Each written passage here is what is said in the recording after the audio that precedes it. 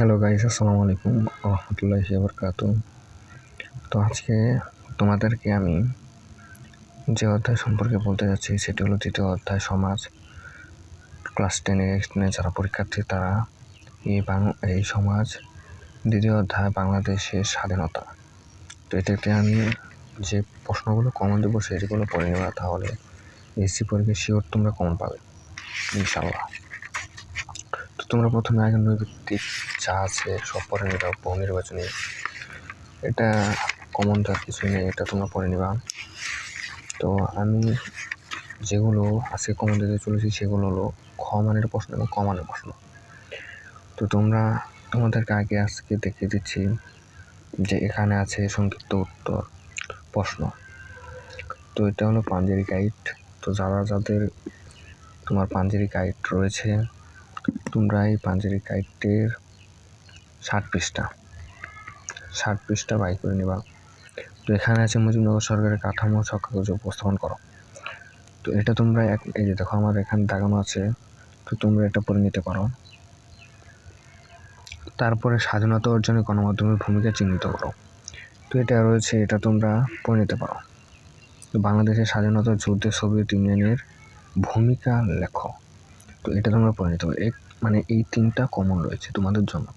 আর এখানে আছে যে অপারেশন সার্চলাইট বলতে তুমি কি বোঝো, তো এটা রয়েছে, তো এটা তুমি পড়ে নিতে পারো। বাংলাদেশের মুক্তিযুদ্ধের ইতিহাসে মুজিবনগর সরকার গঠন গুরুত্বপূর্ণ কেন ব্যাখ্যা করো। এই যে প্রশ্নটাতে তোমরা দেখতে পাচ্ছ এটা তোমরা পড়ে নিতে পারো। আর এখানে রয়েছে বাংলাদেশের মুক্তিযুদ্ধের ছাত্র সমাজের কীরূপ ছিল, ভূমিকা কেমন ছিল ব্যাখ্যা করো। এটা তোমরা পড়ে নিতে পারো। তো এখানে আমার প্রশ্ন আছে, এই সাইডে দিকে প্রশ্ন আছে আমার 25টা। তো 25টার ভেতর থেকে আমি তোমাদের কমন দিয়ে দিচ্ছি। দেখো 1, 2, 3, এখানে আছে 7, এখানে আছে 10, আর এখানে আছে 18। তো এখানে তোমাদেরকে আমি এই 18টা, আর এই সাইডে মনে আছে যে এই যে মুক্তিযুদ্ধের ইতিহাসে তাৎপর্য ব্যাখ্যা করো, এটা আছে।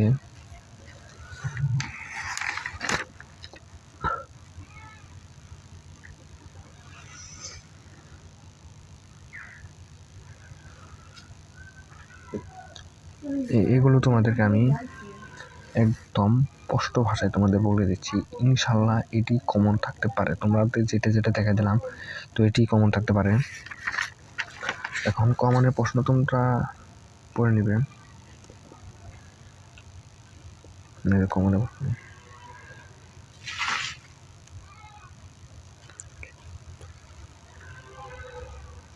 দেখে নাও এক নজর। তো যেগুলো রয়েছে সেগুলো তোমরা পড়ে নিতে পারো। তো এখানে খ মানের প্রশ্নগুলো দেখে দিচ্ছি তোমাদের। অপারেশন সার্চলাইট বলতে কি বোঝাও। তারপরে 25শে মার্চের রাতকে কাল রাতে বলা হয় কেন। মুজিবনগর সরকার গঠন করা হয়েছিল কেন।